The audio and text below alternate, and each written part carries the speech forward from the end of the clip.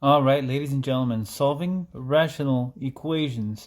Notice here we have an equal sign in between both fractions here.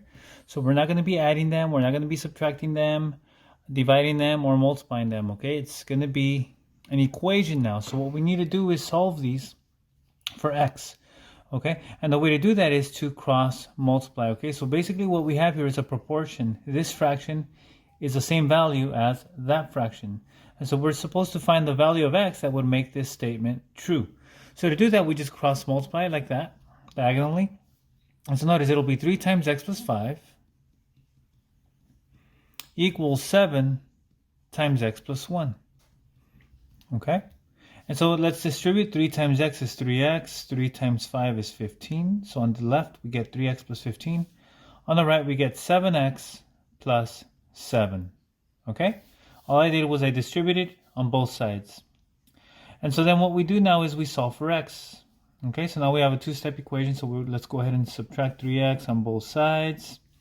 And then subtract 7 on both sides. Okay? And so the 3x's cancel here. 15 minus 7 is going to be, 8? Equals 7 minus 3x is going to be 4x. And then the 7's cancel there. Okay? So now divide by 4 on both sides. And you get x equals 2. 8 divided by 4 is 2. Okay? Now let's test this. Let's check our work. X equals 2. So they're saying that we will plug in the 2 here and then plug in the 2 there, we get the same amount. So 3 over 2 plus 1, let's see this. 3 over 2 plus 1 equals 7 over 2 plus 5. Let's see if that's true. What's 2 plus 1? 3. So we get 3 over 3 equals 7 over 7. Okay? Now notice, 3 over 3 is a whole fraction, so that reduces to 1. And then 7 over 7 is also a whole fraction, that reduces to 1. So 1 equals 1, that's true. Okay? So that's my answer. Okay, so you always want to check it, just to double check, just to be sure that your answer is correct. Okay, so let's cross multiply here. That's always going to be the first step. We're going to go ahead and cross multiply as long as we have one fraction here equaling another fraction on that side, okay? So let's go ahead and cross multiply. So we get 5 times x minus 4 equals 8 times 2x minus 9. Okay, so I get 5x minus 20 equals 16x minus 72. And so let's go ahead and subtract 5x on both sides. And then I'm going to add 72 on both sides. So the 5x is canceled, the 72x's, so 72's cancel, and then I have here 16x minus 5x, that's going to be 11x equals, and 72 minus 20, let me go ahead and use my calculator for that one, whoops. So it'll be, I'll just do 72 minus 20, it's going to be 52, okay? And so if I divide by 11 here, I get x equals, and this is not going to be a nice whole number here. 52 divided by 11 is a decimal here. So I think I made a mistake here. So actually I didn't make a mistake. It's just that I thought that answers could not be written in fraction form for the problems that they gave us. But it turns out that they do, okay?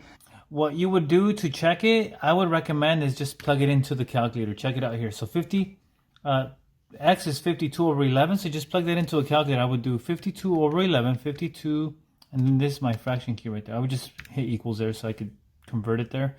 And then I'm going to subtract 4, and I get 8 over 11 on top. Now, over 8, I'm just going to divide it by 8, and I get 1 over 11, okay? So when I plug in 52 over 11, I get 1 over 11.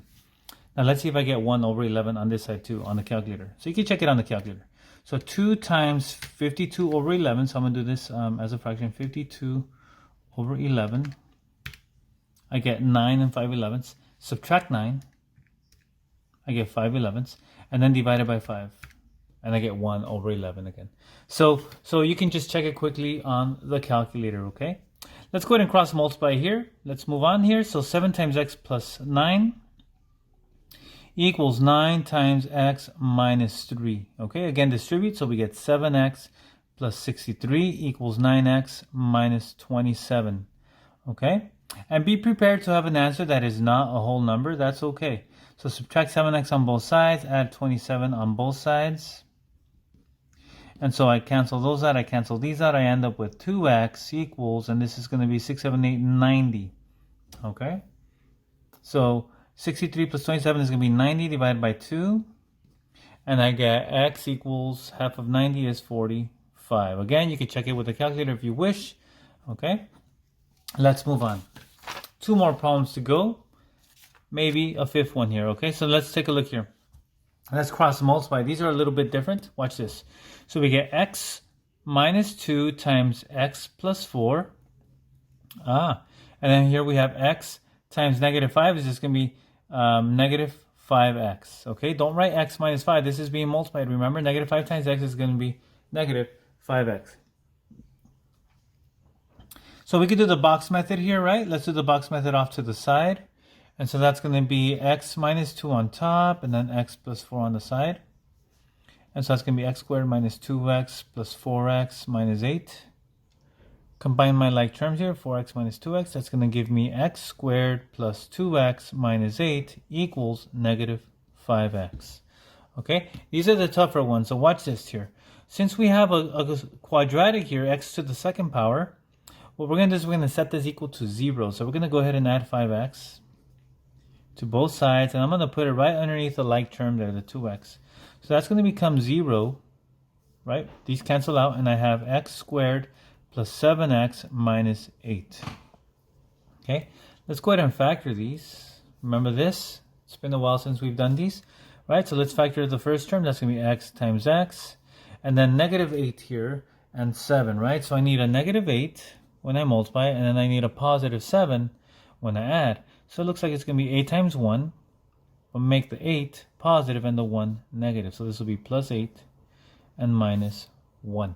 Right? We're not done yet. We're solving for x. So remember, let's go ahead and test this here. So it's going to be x equals negative 8 for that one, and x equals positive 1. Remember, we just get the opposite, the value that would make this factor 0. So if I put a negative 8 there, that would make that 0. And if I make this positive 1, that would make that 0. So there we go.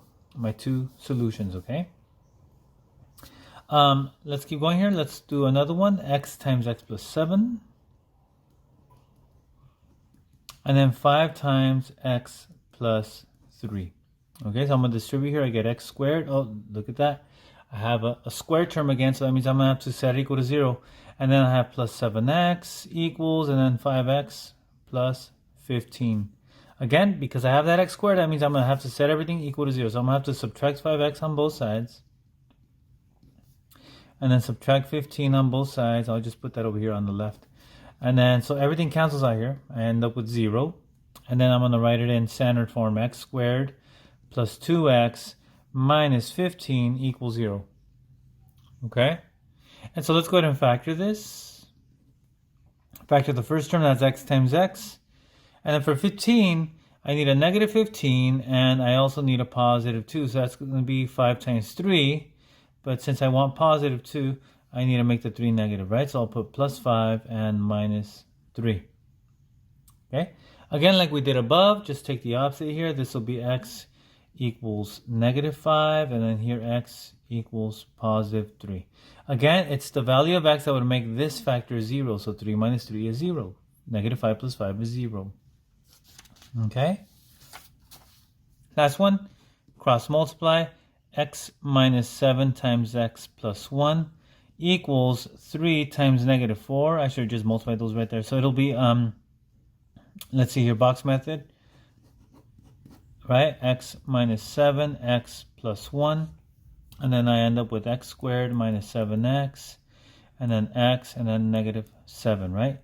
So I end up with here, x squared minus 6x minus 7 equals negative 12. Right? Add 12 to both sides. Oops. Okay, I put 12 under the 6x, but it should have been under the negative 7. So it's going to be like this, x squared minus 6x, and then 12 minus 7, that's going to be plus 5 equals 0. Okay? Again, I should have just written this here. Let me just do that. It's better if you just put it underneath its like term. Okay, so then let's go ahead and factor this. So I end up with x times x here, and then I need a 5 and then a negative 6. So 5, and then I need a negative 6. So it looks like it's going to be 5 times 1, and they're both going to be negative. Negative 5 and negative 1. And then finally, my two solutions are going to be x equals 5 and then x equals negative 1. And that's it, guys.